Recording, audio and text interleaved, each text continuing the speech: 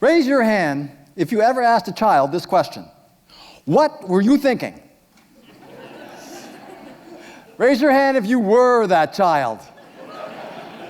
Okay, raise your hand if you've ever been a child. Allow me to tell you a story to help us understand how children think. Once upon a time, in a faraway land, there lived a king. His name is King Frontal. Now, King Frontal's favorite hockey team was the Montreal Canadiens. So obviously, King Frontal wasn't all there. Now, King Frontal had a son, Prince Dopey. Now, Prince Dopey took a lot of risks. So King Frontal, who wasn't all there, was worried about Prince Dopey, so he hired the White Wizard, the most emotional wizard in the land, to teach Prince Dopey, who took every risk he could, everything there was to know about emotions, with the hopes that he wouldn't take as many risks. When the White Wizard, the most emotional wizard in the land, finished teaching Prince Dopey everything there was to know about emotions, Prince Dopey continued to take risks, only with a lot of emotion. And it got worse. Because unknown to King Frontal, who wasn't all there, Prince Dopey fell in love with Princess Sarati, who was the calmest person in the land. And one day, when Princess Sarati was practicing her calmness, a ferocious dragon swooped down, picked up Princess Sarati, brought her back to his lair for a midnight snack. Princess Sarati became very depressed, knowing what her fate was going to be.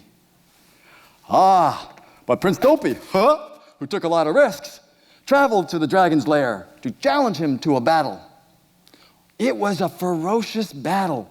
It lasted at least 3 weeks. About the same length of time as it is for the Montreal Canadiens season. Prince Dopey finally slayed the dragon, rescued Princess Sarati, brought her back to his kingdom. And over time, they got married. And all of a sudden, King Frontal's favorite hockey team was the Toronto Maple Leafs. So obviously, he became all there. And Prince Dopey didn't take as many risks. And the White Wizard wasn't as emotional. And Princess Sarati went back to being the calmest person in the land. And everyone lived happily ever after. I truly believe that understanding how a child thinks has the power to understand how we can help them. Let's look at our different characters. Let's look at King Frontal, who wasn't all there. King Frontal represents the prefrontal cortex of our brains. It's the area of our brains that allows us to think before we act. Children have an underdeveloped prefrontal cortex, which is why they tend to act before they think. Timmy was a student in a school that I was the vice principal. He was always in trouble. He'd always start by saying, "Here's the thing." After a very long day, Timmy was standing at my office door. I said, "Timmy, what did you do now?" He said, "Here's the thing, Mr. Grondin. My teacher yelled out that she was going to get ugly."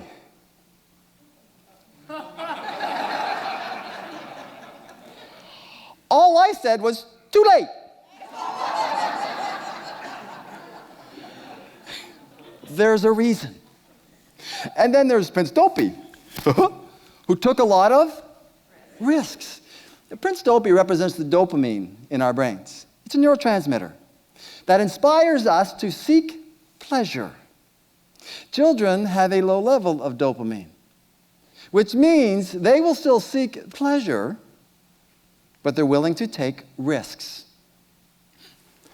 Timmy came running up to me one day, and he said, "Mr. Grondin, have you ever smoked weed?" I said, "No." He looked at me with all seriousness and said, "Dude, you should have."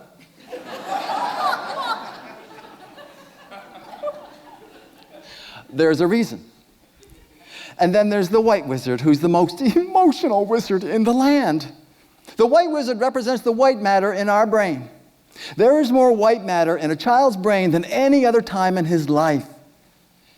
And the white matter is partly responsible for understanding emotion. And because there's so much white matter, plus the fact there's a spike in hormones, is the reason why children are very dramatic.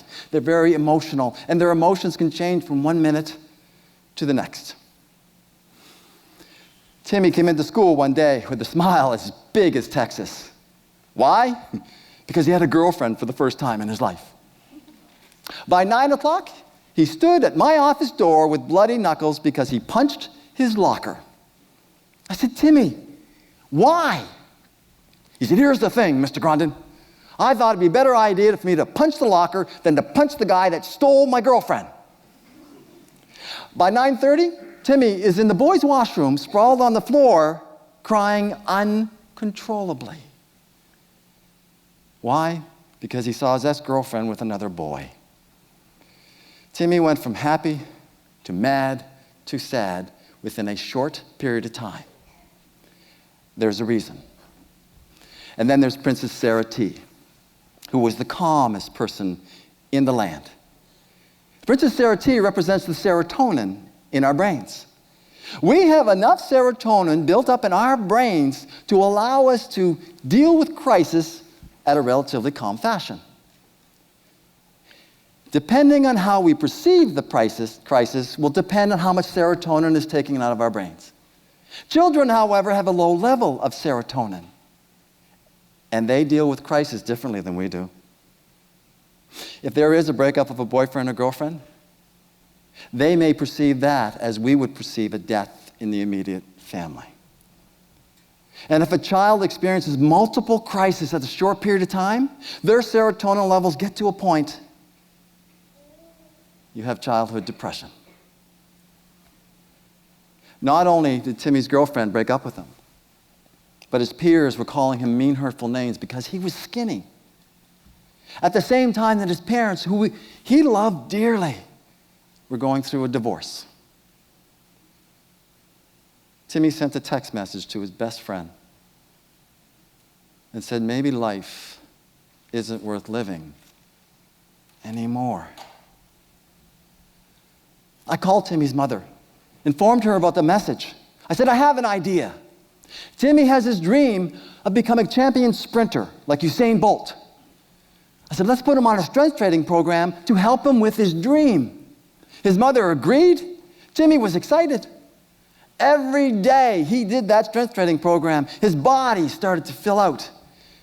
Instead of getting mean, hurtful names from his peers, he was receiving compliments on how he looked. Timmy became the provincial champion in the 100 and 200 meter sprint, went on to high school to be the student council class president and valedictorian. Understanding how our children think has the power to understand how we can help. Before we ask a child, what were you thinking? Understand they will act before they think. Understand that they will take risks. Understand they can be emotional. Understand they can experience depression. There's a reason. How can we help? We can expose our children to music and the arts, which is proven to raise dopamine levels in our bodies. At the same time, they experience pleasure without experimenting with drugs and alcohol. It's also a proven fact that one of the best ways to raise serotonin in our brains is through physical activity.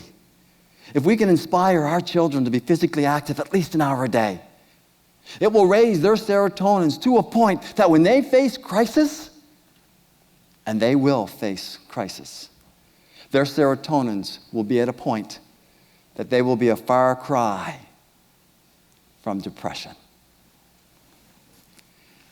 Here's the thing. Together, we can ensure that our children's once upon a time is full of adults, caring adults that take the time to understand. Because understanding has the power to change their story to everyone lived happily ever after. Thank you.